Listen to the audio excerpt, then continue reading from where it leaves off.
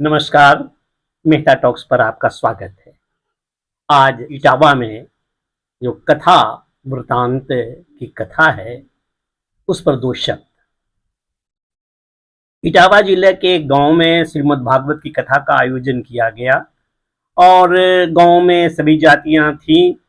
विशेषकर ब्राह्मणों के द्वारा उस आयोजन में कथा के लिए जिन्हें बुक कराया गया था, वो कथा के पूर्व कराया जाता है और कथा के पूर्व कराए भी होंगे। तो यह पहली गलती है कि आपने जिनको बुक कराया है उनके संदर्भ में यदि आप यह समझते हैं कि आपके यहाँ ब्राह्मण जाति का ही कथावाचक होना चाहिए, तो वो सुनिश्चित हो लेना था बुकिंग के समय ही। क्योंकि कथा कहने में, कथा सुनाने के लिए एक विशेष ये विधा है। ये कथा कहना, हर कोई कथा नहीं कह सकते, हर ब्राह्मण कथा नहीं सुना सकता, और चाहे तो हर जाति सुना सकता है। जाति की बंधन तो कहीं है ही नहीं।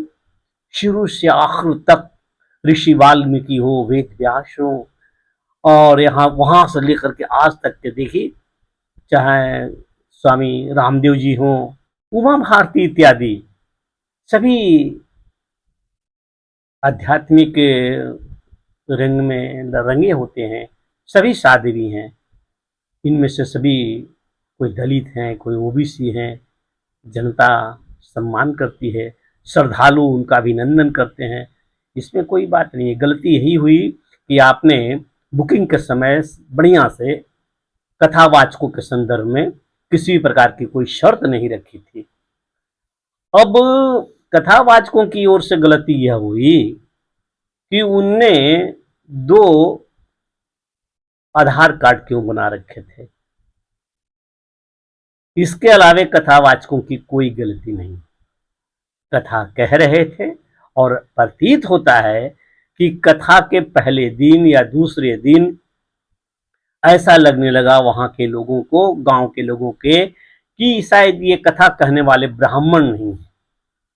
और इसकी तस्दीक किया, इसकी पहचान किया, इसकी शिनाख्त की गई, और यह जब धीरे धीरे कन्फर्म होने लगा कि ये ब्राह्मण नहीं यादव हैं, तो अनेक प्रकार के लांछना लगा करके उन्हें अपमानित किया गया है, ऐसा लगता है। शायद ये सही नहीं हो, लेकिन कुछ बात ऐसी ही है। और इस बात में जो श्रीमद् भागवत कथा का आयोजन गांव वालों ने किया, तो उनको कोई अधिकार नहीं था कि आप उन्हें अपने ढंग से कार्रवाई करके दंडित करें। ये बड़ा अशोभनीय है।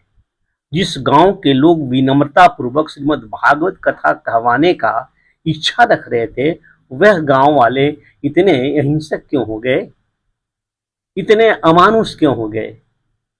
ठीक है, आप कह सकते थे कि आप कोई यादव नहीं है तो हमसे ही भूल हुई जो हमने ब्राह्मण कथावाचकों को नहीं लाया, जबकि यादव कथावाचक भी चलते हैं और वे कथा कहते हैं, बढ़िया कथा कहते हैं। तो खैर, ये गलतियां दोनों ओर से हुई है और हमारे हिंदू समाज इन्हीं गलतियों के भंवर में फंसता है और कमजोर होता है। मेरी शुभकामना है कि ये प्रकरण बहुत ही शीघ्र समाप्त हो जाए और एक बढ़िया, एक स्तर के समझौते पर, ताकि बीच की खाई मिट जाए और सभी पूर्व की तरह हो जाए। नमस्कार, धन्यवाद।